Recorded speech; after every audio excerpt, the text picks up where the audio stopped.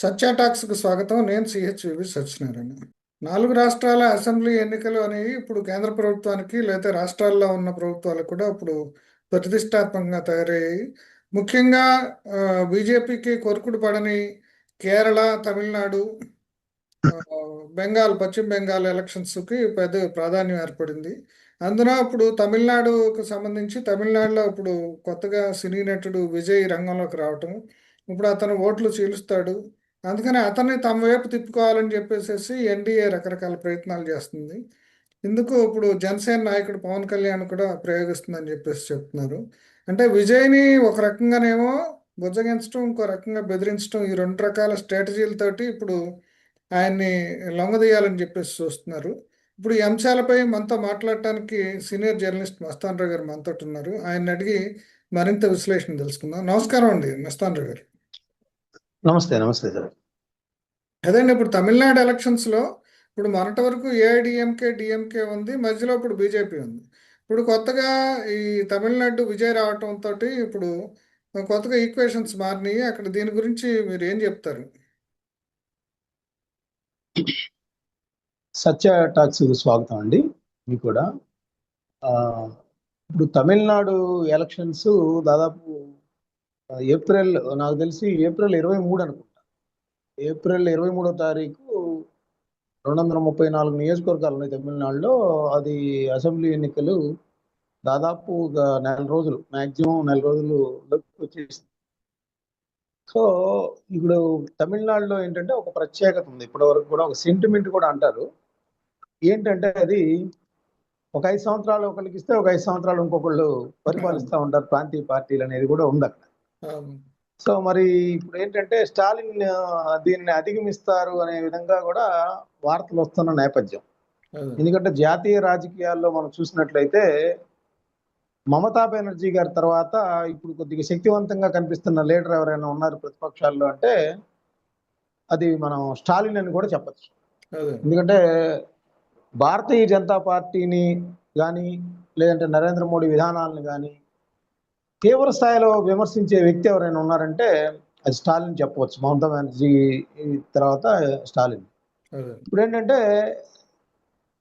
ఉత్తరాది మొత్తం కూడా హస్తగతం చేసుకున్న పరిస్థితి, దక్షిణాదిలో కూడా కర్ణాటకలో కొంత పాగా వేసింది భారతీయ జనతా పార్టీ. ఎందుకనో కానీ కేరళ, తమిళనాడు, ఆంధ్రప్రదేశ్, అదేవిధంగా తెలంగాణలో కూడా కొద్దిగా పర్లేదు, ఒక 7 స్థానాలు పార్లమెంట్ గెలుచుకున్నారు, కొద్దిగా ఉనికిని చాటారు. అయితే ఇక్కడ మనకేంటంటే తమిళనాడులో ఎట్టి పరిస్థితుల్లో అధికారాన్ని చేజిక్కించుకోవాలి, అవసరమైతే అక్కడ పొత్తుల్ని పెట్టుకొని ఆ పొత్తుల ద్వారా స్టాలిన్ని ఓడించాలనేది. ఇక్కడ ఎట్లయితే ఆంధ్రప్రదేశ్లో జనసేన తెలుగుదేశం పార్టీతో పొత్తు పెట్టుకొని అధికారంలో భాగస్వామ్యం అయిందో అదేవిధంగా తమిళనాడులో చేయాలనేది వాళ్ళ యొక్క ఇది. ఇప్పుడు గతంలో కూడా అన్నాడీఎంకే అంటే జయలలిత చనిపోయిన తర్వాత అన్నాడీఎంకేలో ఉన్న వైరుధ్యాలని దృష్టిలో పెట్టుకొని వాళ్ళని కొద్దిగా బలహీనపరిచి తద్వారా ఆ పార్టీని తనలో విలీనం చేసుకోవటమా లేకపోతే ఆ పార్టీతో కలిసి ఎన్నికలకు వెళ్తాం అనేది ట్రై చేశారు. శశికళని బెదిరించడం జరిగింది. అప్పట్లో శశికళ మీద అనేక కేసులు పెట్టారు. ఆ నేపథ్యంలోనే శశికళను కూడా జైల్లో వేశారనేది కూడా ఉంది. అంటే అది మనకు చూస్తానికి ఆమెకి జైలు శిక్ష అఫీషియల్ గా పడినట్టుగా ఉంటది, కానీ నిజానికి ఏంటంటే బీజేపీతో విభేదించిన తర్వాత ఆమె కష్టాలు ఎక్కువైనాయి అనేది అప్పట్లో అందరూ అనుకునేవాడు. సరే ఇప్పుడు ఆమె వచ్చి ఒక పార్టీని కూడా ఎస్టాబ్లిష్ చేస్తుంది అనుకోండి, అది వేరు. అంటే ఆమె ఇంపాక్ట్ ఏఐడిఎంకే మీద లేదు కదా. ఇప్పుడు ఏఐడిఎంకే అంతా కూడా పళనిస్వామి, అదేవిధంగా పన్నీర్ సెల్వం. స్టాలిన్ ఏంటంటే అదే బీజేపీ ఎత్తుగడనే ఇక్కడ అమలుపరిచినట్టున్నాడు. అంత గతంలో 2 సార్లు జయలలిత గారి ఆప్షన్స్ లో తమిళనాడు ముఖ్యమంత్రిగా చేసిన పన్నీర్ సెల్వంని ఇటీవల డిఎంకేలో చేర్చుకున్న పరిస్థితి. సరే ఆయన ప్రజాదరణ ఉన్న నాయకుడా కాదా అనేది పక్కన పెడితే 2 సార్లు అన్నాడీఎంకే తరఫున ముఖ్యమంత్రిగా చేశారు కాబట్టి ఆ పార్టీలో ఉన్న అంతర్గత విషయాలు కానీ ఎలా ఉంటుంది, కొంతమంది సీనియర్ నాయకులు కూడా ఆయనతో ఉండే పరిస్థితి, అవన్నీ దృష్టిలో పెట్టుకొని బహుశా రాజకీయంగా ఒక చర్చ లేవనెత్తడానికి చేర్చుకుంటారు స్టాలిన్ కూడా.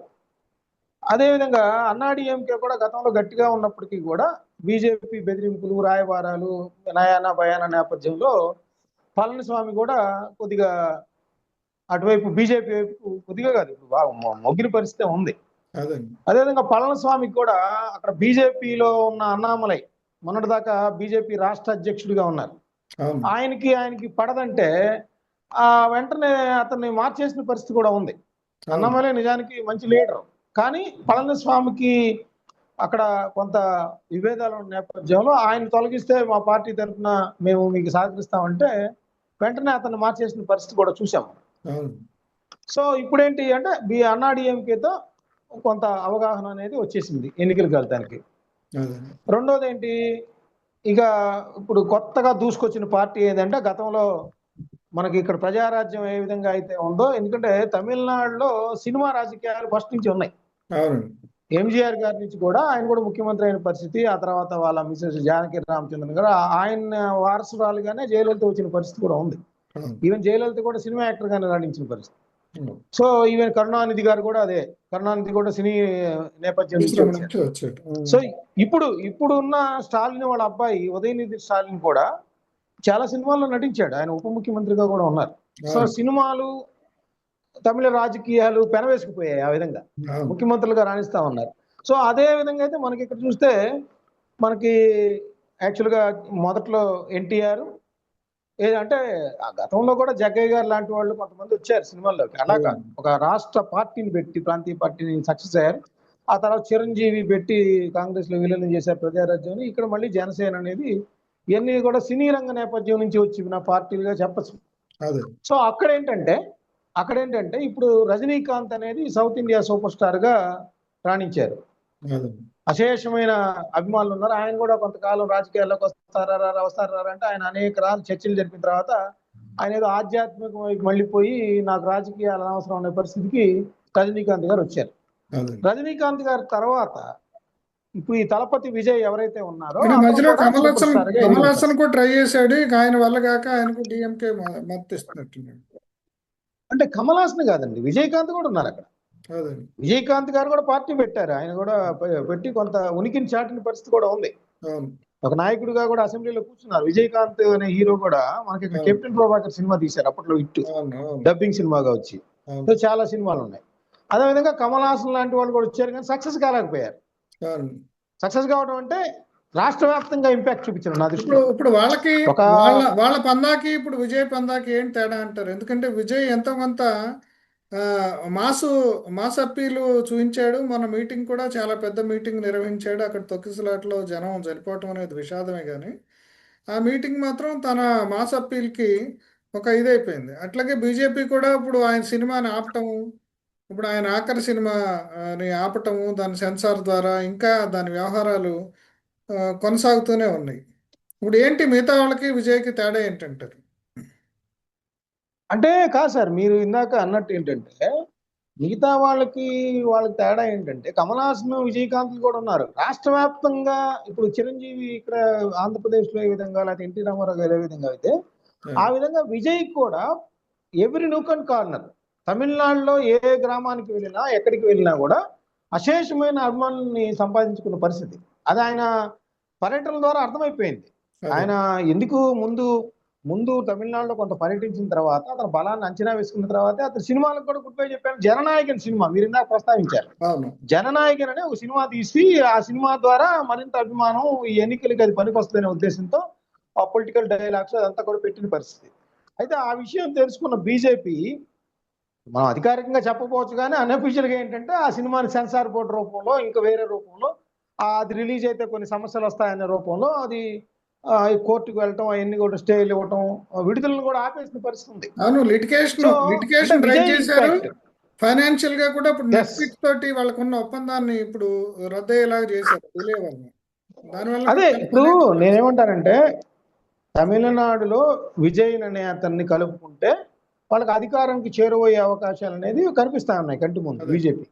సో అతనితో అప్రోచ్ అయితే ఏంటంటే మేము సింహం సింగిల్ గానే వస్తుంది, నాకు అశేషమైన అభిమానులు ఉన్నారు, స్టాలిన్ లాంటి వ్యక్తి మీద ప్రజా వ్యతిరేకత ఉంది కాబట్టి అది మాకు పనికొస్తుంది, బీజేపీతో కూడా పోరాడతాం, మాది కాంగ్రెస్ తో కూడా పోరాడతాం, ఎవరితో అయినా మేము సింగిల్ గానే ఉంటామని చెప్పిన పరిస్థితి. ఇప్పుడేంటి ఆయన్ని 4 రకాలుగా డిఫెన్స్ లో పెట్టారు. ఒకటి ఆయన సినిమాని రిలీజ్ చేయనివ్వట్లేదు, రెండోది ఆయన సంపాదించిన డబ్బుల మీద కూడా ఇన్కమ్ ట్యాక్స్ రైట్స్ అట్లాంటివన్నీ కూడా కేసులు కూడా వచ్చినాయి.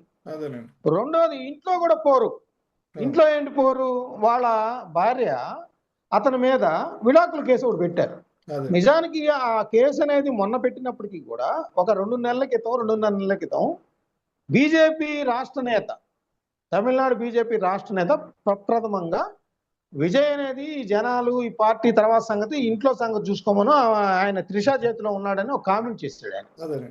సో ఆ కామెంట్ చేసిన పరిస్థితుల్లో అది పెద్ద అల్లకల్లోలం అయిపోయింది. అంతా ఏంది ఇదంతా అంటే ఇంటి గుట్టు ఈవెన్ ఆ బజార్ని సినిమాలో పడేశాడు.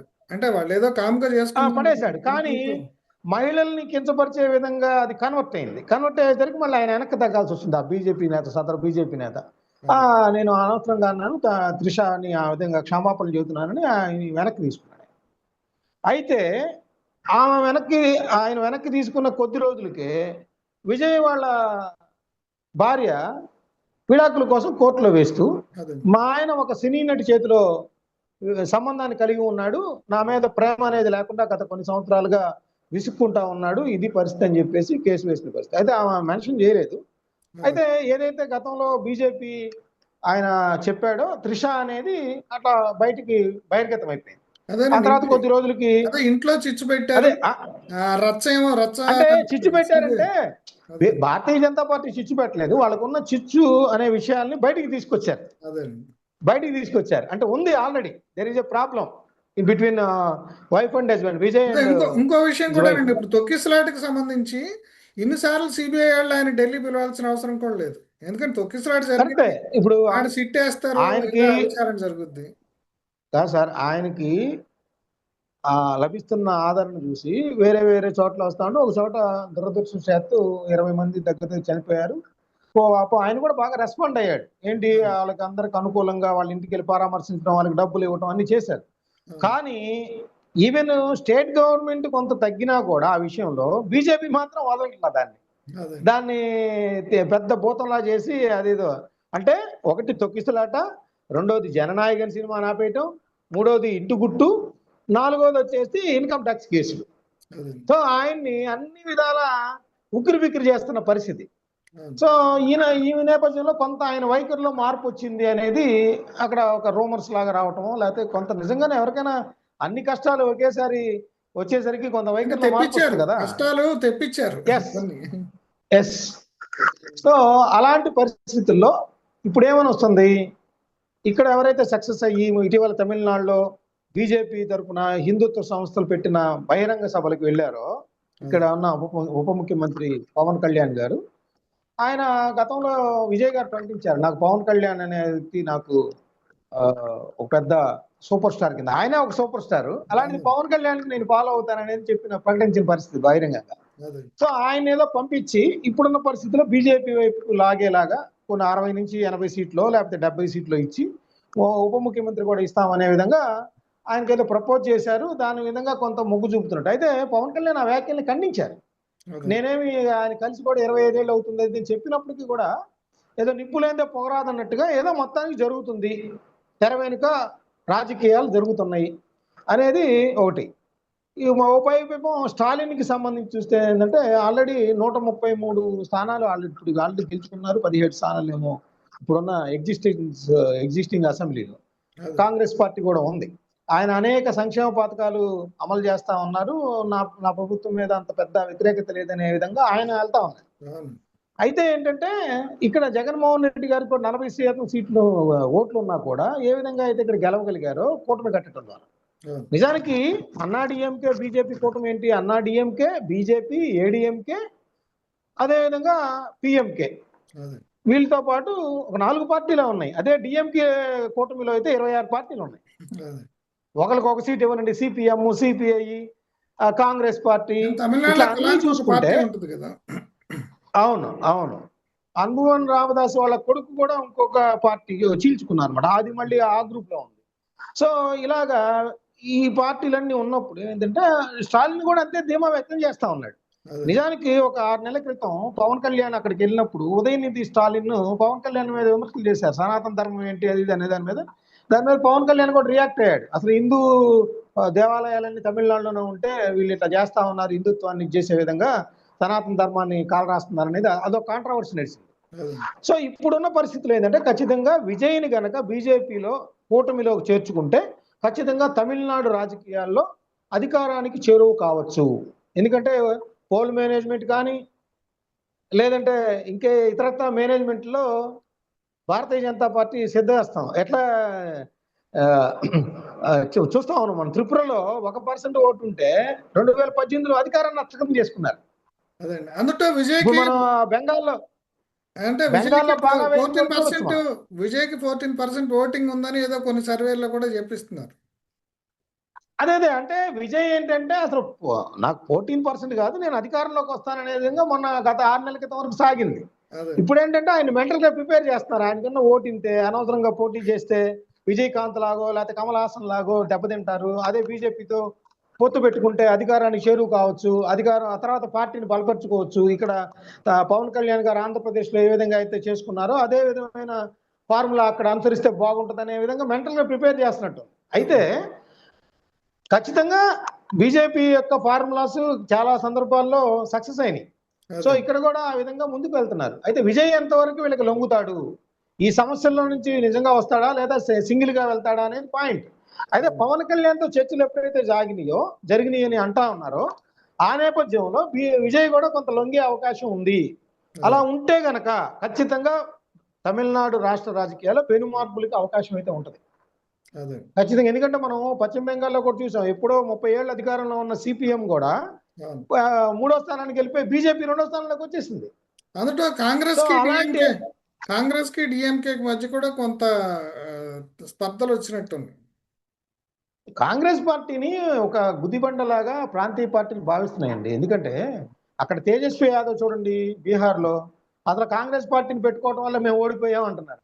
అదే అంటే కాంగ్రెస్ పార్టీ ఎక్కడ కూడా అట్రాక్టివ్ కనిపించట్లా. కాంగ్రెస్ పార్టీ పట్ల ప్రజలకి ఎటువంటి ఉద్దేశాలు లేవు, దానికి సింపతి లేదు, వాళ్ళకి నాయకత్వ పటం లేదు అనేది అర్థమైపోయి అసలు కాంగ్రెస్ అంటే లెక్కలో నుంచి ఇంట్లో తీసేసింది. ఇంట్లో అసలు తమిళనాడులో అంటే ఇంట్లో ఒక ముసలాయన ఎట్లా చూస్తారో తమిళనాడులో ఇంట్లో ముసలాయన ఒక అవును. న్యూసెన్స్ లాగా భావించినట్టు కాంగ్రెస్ పార్టీ అయిపోయింది. ఎస్ అదే ఇప్పుడు కలికాలంలో ఏంటంటే యాక్చువల్గా అనుభవం ఉన్న వ్యక్తుల్ని అట్లా ఉంచుకొని వాళ్ళని గౌరవించి వాళ్ళకి పూజాధికారులు చేస్తూ వాళ్ళకి అత్యంత ప్రాధాన్యత ఇస్తారు. కలికాలంలో ఏమవుతుందంటే ఈడెప్పుడు పోతాడని ఎదురు చూస్తూ ఉంటారు ఇంట్లో ముసలి. Nuisance so value. అలాంటి దౌర్భాగ్యమైన పరిస్థితులు వచ్చాయి. కాంగ్రెస్ పార్టీ మరి స్వాతంత్ర సమరయోధులు, దేశానికి స్వాతంత్రం తెచ్చింది, అవన్నీ మర్చిపోయి అదొక గుదిబండలాగా భావించి అందులో తమిళనాడులో ఫస్ట్ నుంచి కూడా కాంగ్రెస్ పార్టీ కొంత అక్కడ అది కామరాజ్ నాయుడు లాంటి వీళ్ళందరూ పెద్ద వాళ్ళు ఉన్నారు. అప్పటికి కూడా జీకే ముప్పనార్ లాంటి వాళ్ళు ఉన్నప్పటికీ కూడా ఇప్పుడు ఎందుకో మరి అంత ప్రాధాన్యత కనిపించట్లా. వాళ్ళు ఏదో ఆ కమ్యూనిస్ట్ పార్టీ లాగా మారిపోయింది, మాకు కొద్దిగా సీట్లు ఇస్తే చాలు మేము కూడా ఉనికిలో ఉంటాం అన్నట్టుగా ఉంది. అంటే సో కాంగ్రెస్ పార్టీ తమిళ ఐడెంటిటీ ముందు ఇది తట్టుకోలేకపోయింది. ఇది జాతీయ పార్టీ కదా. అంతే ఖచ్చితంగా. ఒకటి దేశవ్యాప్తంగా వచ్చిన మార్పుల్లో భాగంగా చూస్తే ఏంటంటే ఇప్పుడు అసలు మమతా బెనర్జీనా స్టాలినా ప్రధానమంత్రికి పోటీ పడేలాగా ఉన్నారు తప్పితే రాహుల్ గాంధీకో మల్లికార్జున ఖర్గేకో ఇచ్చే పరిస్థితి లేరు. ఎందుకంటే వీళ్ళే ఒక ఆ రాష్ట్రాల్లో 20 25 సీట్లు సంపాదించుకునే పరిస్థితిలో ఉన్నారు వీళ్ళు. కాంగ్రెస్ పార్టీ ముఖ్యమూలిగా అక్కడ 5 వస్తున్నాయి. ఒకే రాష్ట్రంలో ఒక 50 20 సంపాదించే పరిస్థితి లేదు ఇప్పుడు. సో టోటల్ గా చూస్తే ఏంటంటే విజయ్ ఖచ్చితంగా ఇక్కడ పవన్ కళ్యాణ్ ఏ విధంగా అయితే కొంత ప్రభావితం చేస్తా ఉన్నారు, ఈవెన్ పవన్ కళ్యాణ్ కంటే ఎక్కువగా కూడా చర్చించుకుంటున్నారు తమిళనాడులో. సో ఖచ్చితంగా బీజేపీతో కలిస్తే కనుక పెను మార్పులకు అవకాశం ఉంటుంది. లేదంటే స్టాలిన్ ప్రస్తుతం అంత పెద్ద ప్రజా వ్యతిరేకత ఏమీ లేదు అక్కడ. సో కూటమి కడితే కూటమి ద్వారా ఓటు షేరింగ్ మారిపోయి ప్రజా వ్యతిరేకత అనేది ఒక పక్కకు వచ్చేస్తే అప్పుడు ఖచ్చితంగా విజయ్ అనేవాడు ఇప్పుడు తూకంలో ఇప్పుడు తులసి దళం లాగా అయిపోయాడు. అంటే విజయ్ ఇప్పుడు ఓట్లు చీల్స్తాడా అంటే ఒక స్పాయిలర్ పాత్ర వహిస్తాడా, తనంతట తను గెలుస్తాడో లేదో తెలియదు కానీ ఒక స్పాయిలర్ పాత్ర మాత్రం వహిస్తాడు అనేది ఒక అనుమానం ఏర్పడుతుంది. ఇప్పుడు అదే సార్, ఇప్పుడు మనకి 2014 2019 2024 పవన్ కళ్యాణ్ అటు పక్కన ఉంటే అటు పక్కన మనకి మొగ్గు చూపుతుంది, అంతే కదా. సో అక్కడ కూడా విజయ్ పాత్ర అలాగే ఉంటది. ఎటు అన్నాడీఎంకేకి కొంత ఓట్ షేర్ ఉంది, ఆ ఓట్ షేర్ కి ఇప్పుడు అనుకుంటున్న 14% 15% కనుక విజయ్ది కలిస్తే, అదేవిధంగా అక్కడ ఏడీఎంకే ఉన్నారు, పిఎంకే, వీళ్ళందరూ కలిస్తే కనుక ఖచ్చితంగా స్టాలిన్ కి చెక్ పెట్టవచ్చు అనేది బీజేపీ ఒక రాజకీయ ఎత్తుగడ. అంటే సో ఇదంతా ఆ ఇప్పటివరకు ఎత్తుగడలో హైపోథెటికల్ గా చెప్తున్నారు. రేపు ఎలక్షన్స్ అయితే గానీ ఈక్వేషన్స్ కొత్తగా ఎట్లా మారుతాయి అనేది చెప్పలేము అనుకుంటున్నాను. అంటే కొత్త అంటే సినేరియో కదా, ఇప్పుడు కొత్త సినేరియో ఎట్లా ఏర్పడుతుంది? ఆల్రెడీ ఆల్రెడీ ఆర్ఎస్ఎస్ తమిళనాడులో వీళ్ళు పనిచేస్తా ఉందండి. అదే ఎన్నికలు రాబోతున్నాయి. ఈసారి ఎట్టి పరిస్థితుల్లో తమిళనాడులో ఉనికి చాటాలనే ప్రయత్నంలో భాగంగా అది పని చేస్తా ఉన్నారు. నాకు తెలిసి నేను మీకు చెప్తున్నాను, ఇక్కడ వైఎస్ఆర్సీపీలో రవిచంద్రారెడ్డి అని ఉండేవాళ్ళు. అదే కాంగ్రెస్ పార్టీ నుంచి వచ్చి స్పోక్స్ పర్సన్, అతను బీజేపీ స్పోక్స్ పర్సన్ గా వెళ్తే నాకు ఒక 20 రోజుల క్రితం కలిశారు విజయవాడలో. ఓకే సరే మనం కలుద్దామా అని అడిగితే ఏదో మామూలుగా డిస్కస్ చేద్దామని, లేదండి నన్ను చెన్నైలో పలానా అసెంబ్లీకి ఇన్ఛార్జ్ గా వేశారు బీజేపీ తరఫున చెప్పారు. ఓకే అంటే ఏంటి, వాళ్ళు ఆల్రెడీ సంసిద్ధమైపోతున్నారు బీజేపీ. అక్కడ అసలు బలమే లేదు, కానీ అట్లా మోహరించేశారనమాట. అంటే సంథింగ్ బిహైండ్ ది కర్టెన్ ఏదో జరుగుతుంది. బీజేపీ అక్కడ బాగా వేయాలనే దానిలో భాగంగా ముందుకు వెళ్తున్న పరిస్థితి. ఇప్పుడు తమిళిసై లాంటి వాళ్ళు కానీ, అన్నామలై లాంటి వాళ్ళు కానీ, అక్కడ వాళ్ళందరినీ కూడా ఎవరైతే బలంగా ఉన్నాయో ఆ యొక్క కులాలకి సంబంధించి ఆ ప్రాధాన్యతలు దృష్టిలో పెట్టుకొని ఎన్నికలకి ముందుకు వెళ్తా ఉంది. ఖచ్చితంగా తమిళనాడులో అంత ఈజీ ఏం కాదు. స్టాలిన్ అనుకుంటున్నంత ఈజీగా కూడా గెలుపు ముందేం లేరు ఆయన. ఈ కూటమి కనుక విజయ్తో కడితే ఖచ్చితంగా అక్కడ పెను మార్పులకి అవకాశం ఉంటుంది. అదే నిన్న మొన్న కొన్ని సర్వేలు అవి వచ్చినాయి. అట్లా కూడా ఈ ఈయన్ని స్టాలిన్ కోరుకునే వాళ్ళు 34% అట్లా రఫ్గా వచ్చినట్టుంది. మిగతా వాళ్ళకంటే అవును. కూడా కాస్త ఎక్కువే ఉంది, కానీ మరి అంటే వ్యతిరేకత కూడా ఉందనేది కనిపిస్తుంది. ఇప్పుడు అట్లాగే అంటే బీజేపీ ఇంకొక సర్వే కొత్తగా వచ్చిన సర్వేనేమో ఇప్పుడు బీజేపీ గెలుస్తుందని చెప్పేసి చెప్తుంది. అంటే ఈ సర్వేలు కూడా మనకు తెలిసిందే, ఇవన్నీ కొన్ని అంటే ఫేక్ బీజేపీ సర్వేలు. స్ట్రాటజీ అండి. బీజేపీ స్ట్రాటజీ ఏంటంటే అసలు అటు సర్వేల పరంగా కానీ, ఇటు కూటమి పరంగా కానీ, లేదంటే ప్రజా వ్యతిరేకత పరంగా కానీ, వాళ్ళ సోషల్ మీడియా కానీ, నేషనల్ మీడియా కానీ అన్నిటిని ఉపయోగించేస్తారు. అసలు బీజేపీ గెలవడం అనే పదం ఏందండి తమిళనాడులో? అసలు ఎక్కడైనా ఉందా? 4 స్థానాలు వాళ్ళకు ఉంది అదే తమిళనాడు అసెంబ్లీలో. ఒక బీజేపీ నెరేటివ్, గెలవడం ఒక ఏంటి? పాజిటివ్ నెరేటివ్ క్రియేట్ చేస్తారు మొత్తం మీడియాలో కానీ. క్రియేట్ చేస్తారు వాళ్ళు. Yes yes. సో అదే ఖచ్చితంగా మరి అవన్నీ మోహరిస్తారు కాబట్టి బీజేపీ తన ప్రభావాన్ని చూపాలని అనుకుంటుంది. దక్షిణాదిలో పాగా వేయాలంటే తమిళనాడే ఒక ప్రాణాధారం లాగా అనుకుంటుంది కాబట్టి దాని మీద ఎక్కువ కాన్సన్ట్రేట్ చేస్తుంది అనేది కూడా నేను చెప్తాను. ఓకే అండి. ఇప్పుడు ఫైనల్గా ఒక మాట చెప్పండి. ఇప్పుడు విజయ్ పవన్ కళ్యాణ్ ఫార్ములా అనుసరిస్తాడా లేకపోతే సొంతంగా వెళ్తాడా అనేది ఇప్పుడు దాని మీద ఏమన్నా మీ మీ ప్రిడిక్షన్ ఏంటి? అంటే ఆయన పార్టీ పెట్టి అక్కడక్కడ బహిరంగ సభలు పెట్టినప్పుడు ఆయనకు వచ్చిన ఆదరణ చూసినప్పుడు ఖచ్చితంగా మేము స్టాలిన్ని ఢీకొంటాం అనేది ఆయన చెప్పిన మాట. అదే అయితే రాజకీయాల్లో ఏంటంటే కొత్తగా వచ్చే ఒడిదుడుకులు అనేకం వస్తూ ఉంటాయి. పార్టీ పెట్టి నడపడం అనేది ఈజీ కాదు. మనకి ఇక్కడ చిరంజీవి గారి ఏ విధంగా అయితే ఆయన అనుభవం మనకు చెప్తా ఉంటుందో గుణపాఠంగా, అదే అలాగే మరి ఆయన కూడా అన్ని ఆచితూచి అందరితో మాట్లాడుకొని ఉన్న నేపథ్యంలో ఆయనకు వస్తున్న సమస్యలు, ఇంటి పోరు, సినిమాలు ఆగిపోవటం, మరి ఫండింగ్, లేకపోతే ఆ తొక్కిసలాట, ఈ కేసులు, వ్యవహారాలన్నీ కావాలంటే దీన్ని మనం ఎదుర్కొనగలమా లేదా? ఇప్పుడు ఎదుర్కొంటే మరి అనవసరంగా అధికారంలో కనుక కొన్ని సీట్లైనా గెలుచుకోకపోతే మళ్ళీ అలా ఉంటాం. అలా డిఫెన్స్ లో కనుక ఆలోచిస్తే ఖచ్చితంగా బీజేపీ వైపుకి వస్తాడు. లేదు ఏదైతే అదైంది, మనం సాహసం చేద్దాం, ఒక ముందుకెళ్దాం ఛాలెంజ్ గా తీసుకొని, ఏదైతే అదైంది. అన్నాడీఎంకే వాళ్ళందరూ కూడా, అన్నాడీఎంకేలో పెద్ద నాయకుడు లేడు కాబట్టి, అంటే పళనిస్వామి వాళ్ళందరూ కూడా జయలలిత ఆప్షన్స్ లో నాయకులు అయ్యారే కానీ పెద్ద కింది స్థాయి నుంచి వచ్చి ప్రజాదరణ పొందిన వాళ్ళు కాదు. అది ఏమన్నా పూరించాలనే ఒక బలమైన ఇది గనక ఆయనకు ఉంటే, ఆయన హృదయంలో పడితే ఖచ్చితంగా సింగిల్ గానే వెళ్తారు. ఓకే అండి. థ్యాంక్ యూ సో అండి. 2 ఆప్షన్స్. థ్యాంక్ యూ అండి. నమస్తే.